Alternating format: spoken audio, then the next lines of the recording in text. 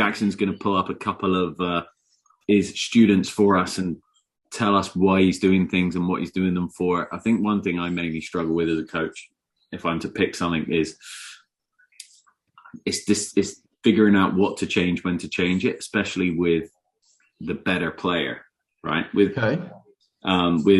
amateurs and things like that, you can kind of pick out pieces, but with a higher elite level person, it makes it more difficult, in my opinion, to decide what to change and when to change it, because inevitably you have to change 3, 4, 5 different things if you want to achieve a certain piece. But I know you're good at that, and I know you got a lot of good players in your book. So do you want to go ahead, share your screen, and talk us through it, and I'll fire some questions at you? Yeah. No, I've had a lot of really good training in this industry, so I wouldn't take any of this stuff on my own merit. I've just had some great people look out for me and kind of help me along, and I've been able to observe some really good instruction from great players. And I think the first thing I would share with people is how simple they keep it, right? Like, I was always really impressed in observing Tony when he worked with his young pros or really good Tony collegiate Ruggiero, players. right? Like, pardon? Tony Ruggiero? Yep. Yeah. So, top 50 instructor over here. And he's developed some unbelievable golfers. He said 4 juniors make it to the PGA Tour from one country club. So I don't know if there's no coincidence there, right? But something that impressed me was like how simple stuff was. Like, the kids owned it, number one. And then I think their lessons really were 20, 30 minutes long, where they would kind of discuss the 1 or 2 things that they were working on, and then they'd take it to the ball flights so that they could take it to the golf course. And I think that's something that I've tried to do for sure. And I've had other background training as well, but kind of the first case example here, this is Mason Williams. So he just finished up his collegiate junior year, was finished T20 at NCAA's, earned himself All-American rights. So I've been working with him for about a year. He was really good beforehand. Obviously, can't take the credit for building him up as a junior, but he just came off of a wrist injury when we started working. That little bit taken wrist. Yep. So he had broken his right wrist, and he had taken a bunch of time off. And this was kind of first couple of swings when we got working. So likes to play a draw, but was just kind of hitting it all over the place. And, when I work with really good players, I think my interview process is very long. Like, the first time I work with a good player, it's at least 2.5 hours, and it's just a bunch of questions. Yeah. Trying to figure out what they like, number one, with the ball, right? Because that's always the proof in the pudding, and what they're going to react towards on the golf course. So what they like to do with the ball, and then kind of their history as well, like what they like in their swing and their feels and kind of how they function, and how people learn is a big deal as well. So Mason's a big feel guy.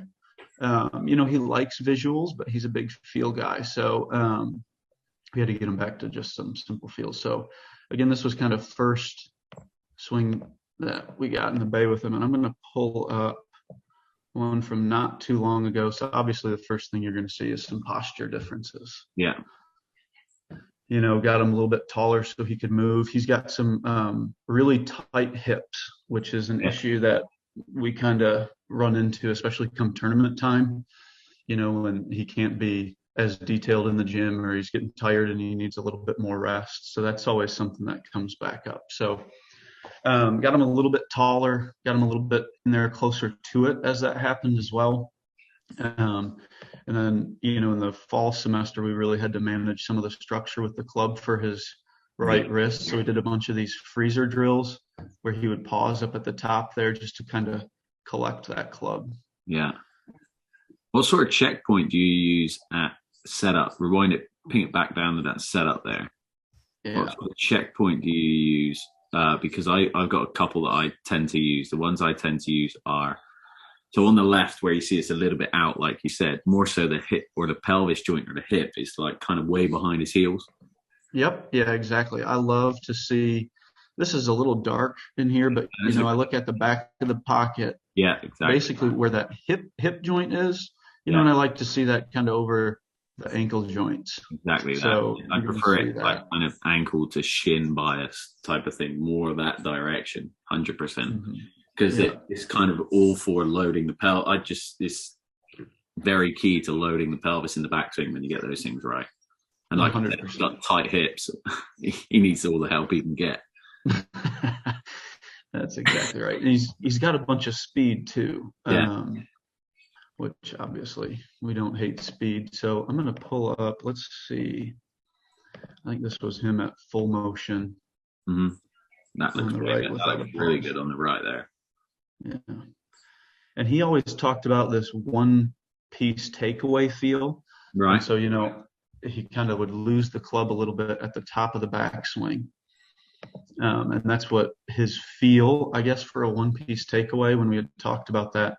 That club, he would kind of lose some of that structure at the top. But a lot of what, as the months went on, helped him with the structure in his arms actually was some of this face-on work. I'm a big pivot coach, and I actually do a lot of work face-on. Yeah. I have a lot of my players that always are like, I hate looking at my swing from face-on. And I'm like, I used to hate looking at mine too, but the one place I want to coach from more than any is from face-on. Mm-hmm. So much. A lot of times, if you fix face on, that down the line cleans itself up. Yeah. Love that. Yeah. So on the left, you'd kind of see this move, like you see how his pelvis and his like trail hip would kind of work actually back towards the target. Yeah. And his chest would kind of drift towards that trail line a little bit there. So you'd kind of have this space. Yeah. So that to me just kind of screams some inefficiencies in the way he loads his pelvis. Yeah. So we kind of had this feel like he was going into his trail side a little bit more. We did a bunch of skater drills where you just kind of do this, like drop his left foot back so all of his weight was, kind of on that trail side and make him feel like he was loading into that hip. Yeah. And so I think the better he wound up into that hip and torso, everything kind of would then work up the chain, and he was able to support that club a little bit. Yeah, absolutely. Better. I mean, his torso is way less kind of, obviously, like you said, the one on the left there, his pelvis like reverses towards a target, which usually results in the upper torso kind of moving that way and over the right leg, like you said, because that chain just doesn't work and load correctly. Whereas you can see the difference in more so, I would say, and I know that we can look at it and see the differences in the pelvis structure there for sure, but the big difference that I see there is a massive bit of torso kind of staying a lot more centered, like you drew those lines on. Yeah, and that's what he would feel in those freezers too, right? Is him kind of winding up super centered. Like that's his goal. Yeah, that's pure there. Yeah, super good.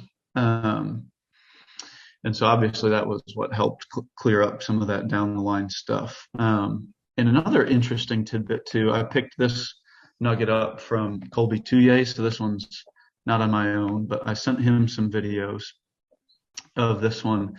And in the old one, you're going to notice how his like trail leg would kind of straighten really late in the downswing there. Right. So that was just another kind of red flag as to how he would load, especially, his pelvis. So what we did was I would actually get a band and kind of pull him into that fault. So like wrap this band almost like around the front of his knee gently. Right. And then so I was behind him pulling that band in this direction. So he had to almost resist it a little bit. Yeah, so I love that type of training. That type of training is like doing it the opposite way, to where instead of actually going ahead of him and holding the band to try to, oh no, I'm going to keep your leg here. No, you've got to keep your leg here, and I'm going to try and pull it into the fault. Yes. And so what's interesting too, I don't know if I can get, I can't get so I had transferred these files to my, this is on my laptop.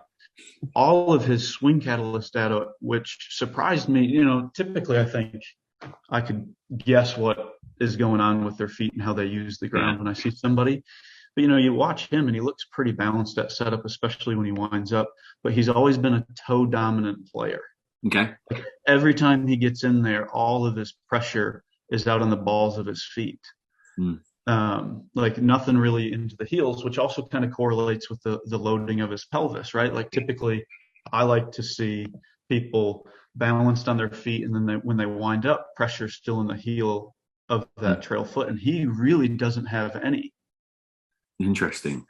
Right. And like just looking at it like this, you would never be able to tell that. No, and that's that.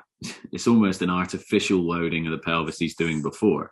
Makes it look like the pelvis is moving by that leg locking out. But in actual fact, without even the data and the things that you've got here, you would have never really seen it. Never. And so then I sent his videos. This is another thing that I've learned from Tony, is this whole team approach. Yeah. That's massively missing in the UK, like incredibly missing, is you don't really have teams around you that can kind of work with players, but not only that you can lean on to help yourself and be like, what do you think here? And, you know, I've almost got this, like I said to you about getting back stateside and things like that.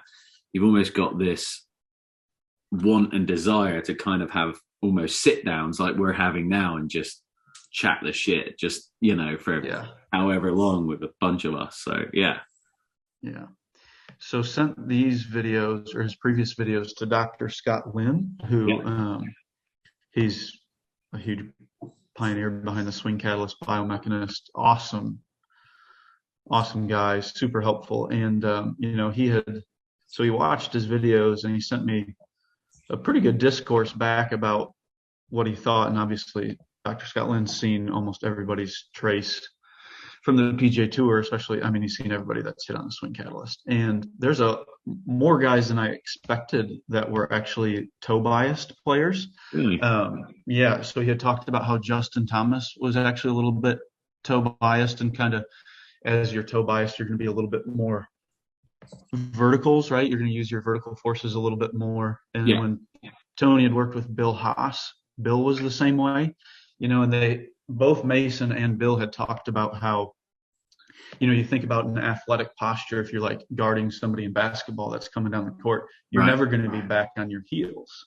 You're going to feel like you're out on your toes so you can move, which is, I understand the concept, but you think about golf stuff, it's just a little different. So this is a mini band that I'm just sat here thinking about it now. That I'm like, hang on a minute, you know, about the heels, and, you know, thinking about it exactly like you just said it, and you relate it to other sports. You're on the balls of your feet, you're more towards your toes. Like sprinters, you're ready to go. You're ready to push forward. Yep. So he feels this. I love him using mini bands. He feels the load better into his glute when he uses the mini band. Interesting. So if that's his feel, okay, perfect. And we were going to run with this. And so he was doing a bunch of those skater drills that I had mentioned. I should have loaded one of those up. A lot of those freezers, and then basically just some stuff with mini bands. Because, you know, at setup, when you use this mini band, you kind of spread it at address. It's just going to kind of activate those glutes a little bit. So I think he can load better. And then he's got that feel with his trail leg. You see it straighten a little bit there. But I use that a lot. The band around the knees like that, just for helping with the load and the movement of the pelvis and things like that. So big for stability, right? Really? And with his speed, I don't like a lot of moving pieces. You know, so really good swing here. No, that unbelievable job you're doing there, and like you're saying, it's having access to these type of things. And, you know, I think the one word, and the word that jumps out that I use a lot as well, is feels, especially with a lot of my, especially like you said, at the higher level, the elite level, is they all rely on feels, every single one of them, regardless of what is actually happening. If you as an instructor are kind of, when I have the band, I feel I load the trail hit better. Perfect. You know, go run with it. And that's key instruction there, really good instruction, to try and just, okay, instead of me looking at it and thinking, no, I don't want you to do that. Let's try and work with the player a bit more and get them moving way better. So Bill Haas said something I'll never forget. When we were in Greenville one time, he was talking about, I mean, really, Tony had only tried to do 2-3 things with him. But Bill had said, every time I won, I had a feel in the backswing, and then I was trying to hit a shot. Right. I thought that was beautiful, Yeah.